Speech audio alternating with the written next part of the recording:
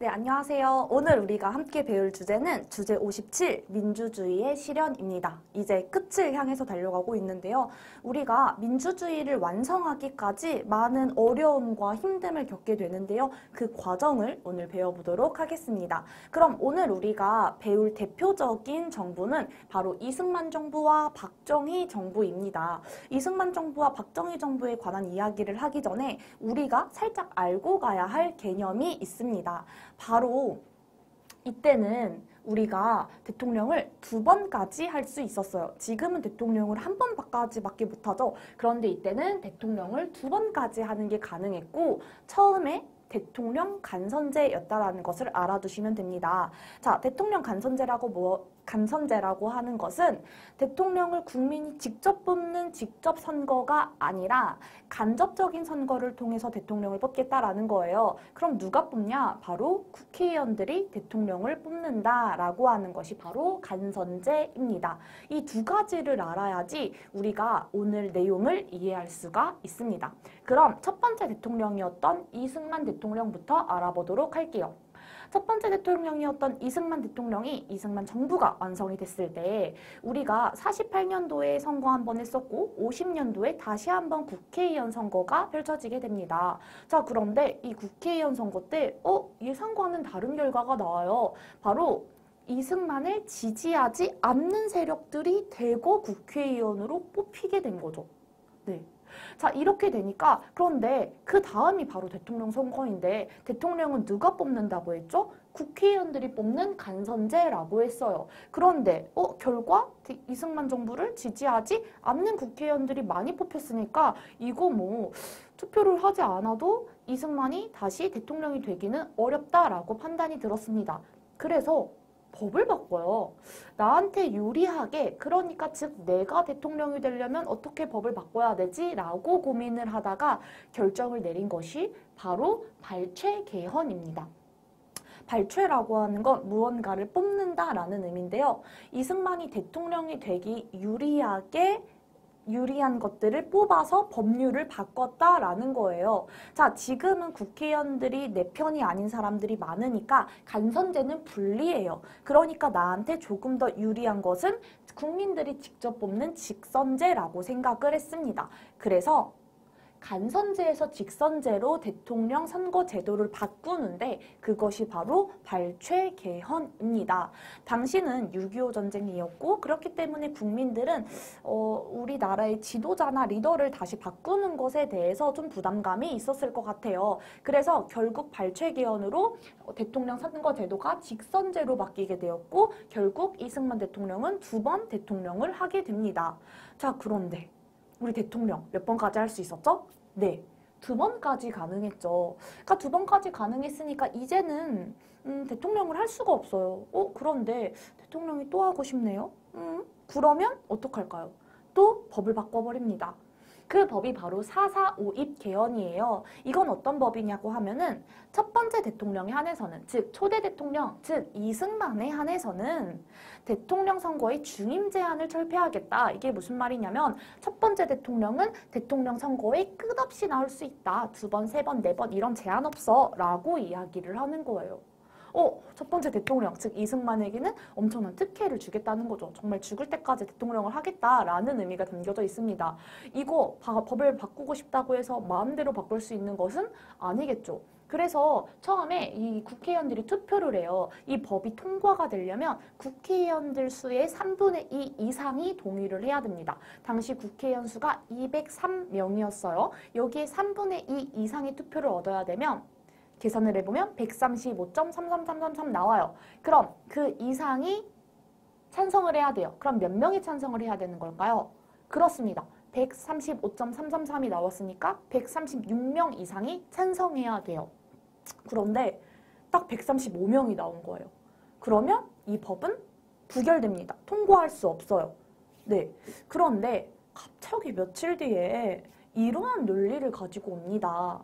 즉 4.4.5입이라는 수학적인 논리를 어디서 가지고 오는데요. 이게 무슨 말이냐. 숫자 4 아래는 버리고 5 이상은 올려야 된다라는 논리예요. 그런데 이 논리로 따지면 135.333의 그 0.3은 4 아래니까 버려야 된다라는 거예요. 이 말은 즉 135명만 되어도 이 법은 통과될 수 있다라고 주장하는 거죠. 사람을 쪼갤 수 있는 것도 아닌데 이런 논리를 가지고 와서 결국은 이 법을 통과시킵니다. 이렇게 해서 법을 여러 번 바꿔서 자꾸만 대통령 선거에 나오게 되는데 정말 해서는 안 될 결국 1960년 3월 15일 부정선거까지 하게 됩니다. 투표는 기본적으로 비밀투표인데요. 이때는 투표를 공개투표를 거의 하다시피 해요. 누구를 뽑는지 감시하기도 하고요. 투표함을 그냥 바꿔버리기도 하고요. 너 누구 뽑아? 라고 협박을 하기도 합니다. 결국 사람들은 이런 부조리함에 분노했고 그 분노에 부정선거에 반발해서 규탄하는 시위를 열는데요. 그것이 바로 4.19 혁명입니다. 4월 19일에 일어난 혁명이에요. 그런데 이 혁명이 전국적으로 퍼지게 된 계기는 바로 김주열 학생이 있었습니다. 김주열 학생이 어느 날 집에 안 들어와서 부모님이 열심히 찾았는데 어디서 발견되냐? 마산 앞바다에서 발견됩니다. 마산 앞바다에서 발견되는데 글쎄 눈에 최루탄이 박힌 채로 발견이 돼요.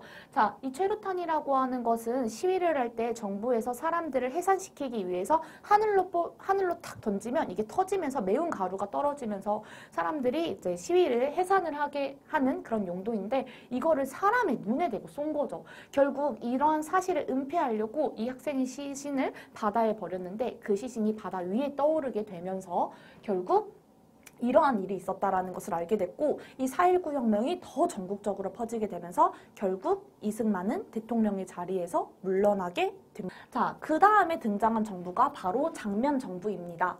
네, 장면 정부가 뭔가 열심히 해보려고 하기도 전에 박정희가 자신들의 군사 세력을 이끌고 1951년 5월 16일 군사정변을 일으키게 됩니다. 쿠데타를 일으키게 된 거죠. 그렇게 돼서 결국은 선거를 통해서 대통령이 당선이 돼요.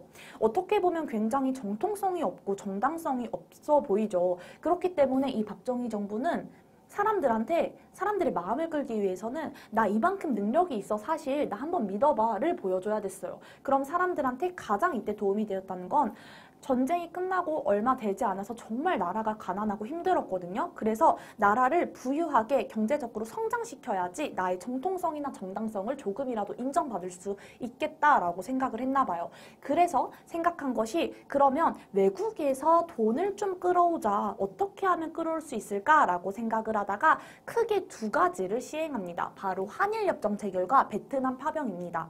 당시 우리는 일본과 외교관계가 끊어져 있었는데 다시 일본과 외교관계를 맺는 한일협정을 체결해요. 이 자체가 나쁘다라는 것이 아니라 이거를 체결할 때 우리는 일본한테 식민 지배했음에 대해서 어떤 사과를 받지도 못했고 위안부에 대한 언급조차 없었고 독도 문제를 해결하지도 못했어요. 다만 이때 이제 일본이 우리나라한테 야 너의 독립 축하한다? 라는 명목으로 축하금을 조금 줬을 뿐입니다. 굉장히 굴욕적인 협정이었죠.